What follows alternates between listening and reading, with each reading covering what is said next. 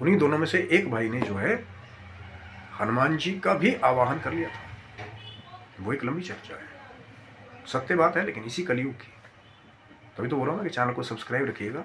धीरे धीरे करके अब जब मैं देखता हूँ कि भैया बहुत सारे लोग पॉडकास्टों पे आकर के वो अपनी ब्रेड एंड बटर को लगा लगा करके लोगों को बहुत मक्खन लगा रहे हैं, तो मैंने सोचा कि क्यों ना जो सत्य घटनाएं घटित हुई हैं उनसे भी लोगों को अवगत कराया जाए कि ऐसा भी होता है, ऐसा भी होता था, या उसका प्रमाण है।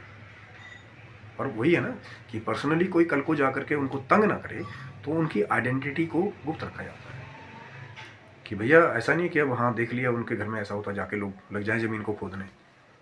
सेफ्टी उनकी भी ज़रूरी है।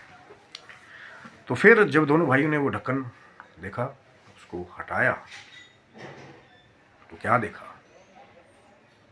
कि देखा घड़ा सोने से भरा हुआ। पहले के ज़माने में लोग वो सिक्के, सोने के सिक्के, अशरफियाँ टाइप जो है वो सोने के सिक्कों में ज़्यादा डील करते थे लोग, या कहीं ना कहीं जो पुराने ज़माने का खजाना होता था उसको कहीं मालाओं में, या सोने की मालाएं हैं, सोने के हार हैं करके। तो जब खोला उन्होंने उस चीज़ को, ढक्कन को हटाया, तो फिर उनकी आंखें चमक गई वो दर्शन करके कि एक सोने का घड़ा था जैसा बताया जाता है, और सोने के घड़े की चमक देख करके दोनों भाई बड़े खुश हुए।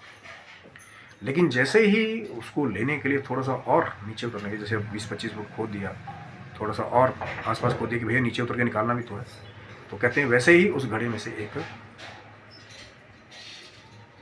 नागराज जो है वो प्रकट हुआ। अब यहाँ पे एकदम से जो है दोनों जब देखा कि नागराज प्रकट हो गए, तो दोनों जो है वो पीछे हट गए।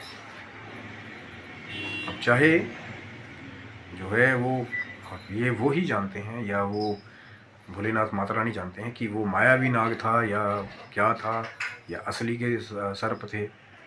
जैसा कि एक ऐसा ही मिलता जुलता केस जो है वो पद्मनाभ स्वामी में कहते हैं कि जब उसको पहली बार खोला गया था दरवाजे को, तो वहाँ से कुछ विषैले नाग बाहर निकले थे। क्योंकि कुछ ऐसे खजाने हैं, कुछ ऐसी निधियाँ हैं जो जिसका वो था, उसको उसने पहले ही ऐसी व्यवस्था कर दी कि किसी बेताल के द्वारा या किसी सर्प के द्वारा उसको ऐसा तंत्र के द्वारा खील दिया कि दूसरा कोई अगर उसको लेने जाए तो फिर या तो वो जान से जाए, या फिर उसको डरा करके वहाँ से भगा दे। कई बार ऐसा होता है कि वो माया ही होती है, कई बार जो है वो छलावा टाइप भी होता है, लेकिन क्या पता भैया असली भी हो। अब आप जाओ उसको लेने के लिए, आपके